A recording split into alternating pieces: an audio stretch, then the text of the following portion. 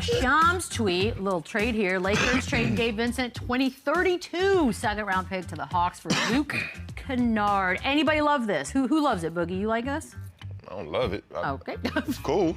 You know. It's fine. It's a good move. I know the Lakers have been trying to, move off Gabe Vincent for a while. Hasn't really produced at the level they would have liked, or himself as well. So I could see, them trying to get whatever they could back for him. And, Luke Kennard, I had a chance to be a teammate with him. Incredible shooter, incredible teammate. So I'm not mad at this move. I think it helps the Lakers, with the shooting category, but I don't think this is like a big splash or anything. Like, we're not going to talk about it all day? No. Okay, that's fair. Yeah, Luke Kennard definitely adds shooting to the Los Angeles Lakers.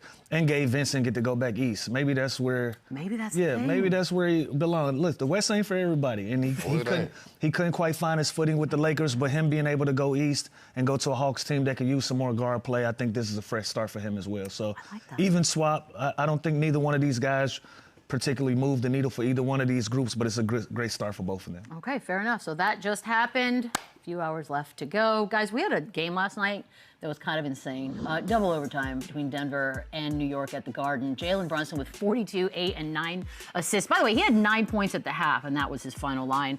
Cat had 24 and 12. He did foul out in the first overtime. Jamal Murray with 39, 20 in the first quarter.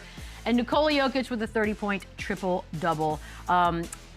We've talked about Jalen Brunson being a little undersized, perhaps, maybe not the most athletic dude on the floor, but these are the games, Boogie, that make people just love Jalen Brunson. So when you see him play like that, does it change your mind at all about what the Knicks are capable of doing ceiling-wise? No, I've seen this before. I know he's a hell of a player. Like, that's no doubt about it. But it's still more about the intangibles and just the physical build in general. Hell of a player, hell of a leader, hell of a competitor. None of those things are doubted. But, just as far as matchup-wise, defensive schemes, so much pressure to be this elite scorer every single night. That's just, I don't think it's a recipe for the ultimate goal. I think they'll always be a good team. I think they'll always be a competitive team. But as far as them reaching that ultimate goal, I think it's some more pieces needed around Jalen Brunson to help support him in that role. So. As is, I'm still not convinced. It's not quite there. Hell of a performance. Just a little tidbit for me. Mitchell Robinson was incredible last night. He was 5 for 5 from the field, but down the stretch of that game in the fourth quarter in those overtimes, he got stop after stop. They were trying to switch out, get mismatches on him, and he held his own and he did well. So I just wanted to shine a light on Mitchell Robinson. Like, absolutely. For somebody who was injured, being talked about in trades, he's kept his head down and he's done the dirty work. I love what he was able to bring to the table yesterday. So I knew nobody was going to mention him today. I wanted to be the person that say shout out to Mitchell Robinson for the way that he played last night. He really is an unsung hero. Like, he has some pretty good, but he never. He doesn't do a lot that's going to jump off the stat sheet to you. That's going to show up in the box score. But if you're watching that game, you saw the impact that he made. By the way, it was not that long ago that they were in that 2-9 slump. They had the team meeting. We have to blow up the team. This isn't working.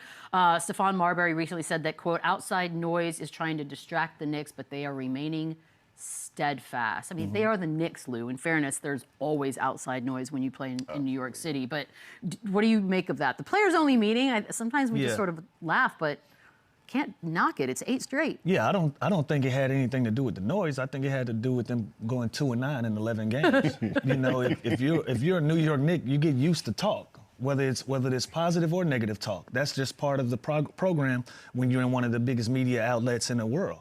And that's what New York is. I think that 2-9 was a scare straight thing, and I love the way that they responded immediately.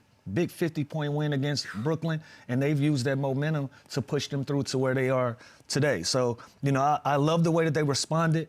I love the way that they've connected. You haven't heard anything from those guys. You hadn't heard anything from Cat for a while. Mikal Bridges came out and checked himself and said, this was an ego check for me, that I needed to humble myself and become a better teammate. I love the way that all of these guys responded. And when you have a team like that shows maturity, that shows that you got great leadership in that locker room, and they're buying into the process of what their coach is giving them in Mike Brown. So I love everything about it. Again, I don't think it had anything to do with the noise. I think it had to do with the way they were playing and the standard that they've set for themselves. After the trade deadline, I'd like to do a whole show on Nikola Jokic. Why? Who's got the nails? Like, why does he have those same 3 scratch marks on? Like, what's going on there, guys? He don't like New York though. He can't get a win in New York for nothing. He tried really hard. So much for the minutes restriction when he came back, by the way.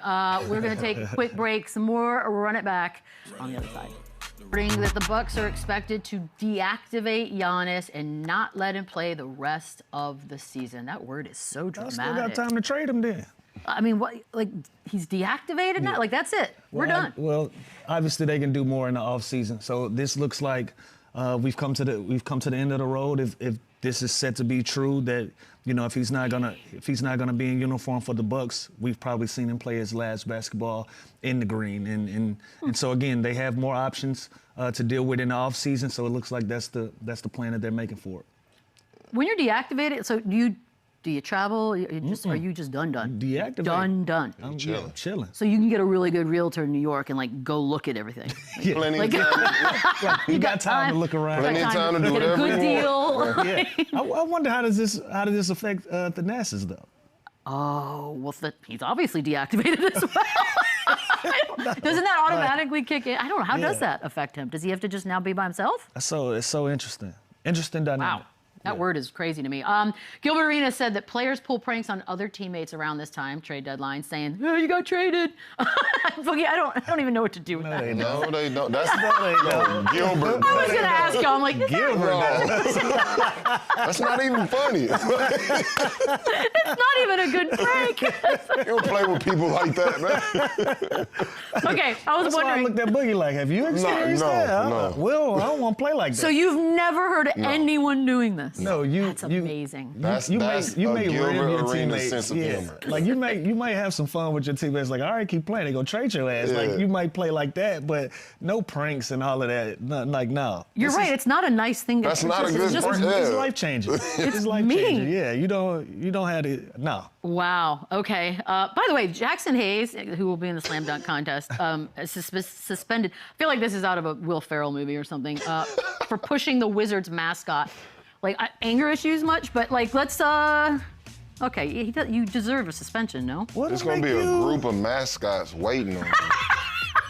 That's the movie. Yeah, like that's crazy. Like, He kind of just checks him with his shoulder a little bit. come on, dog.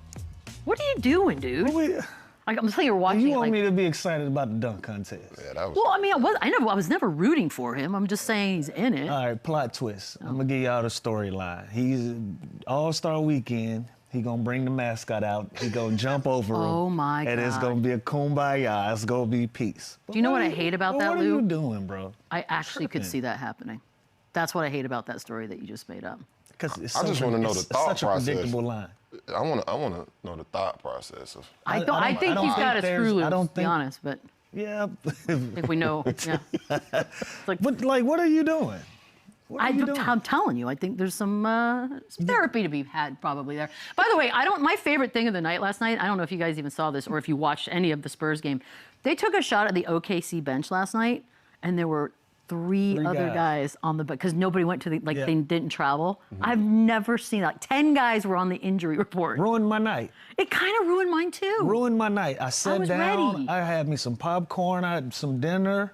I Same. had it all laid out. Made a turned the steak. Little TV on. spread. Yeah. Little spread night, if you Okay. will. It's gonna be a good night. And I said, what?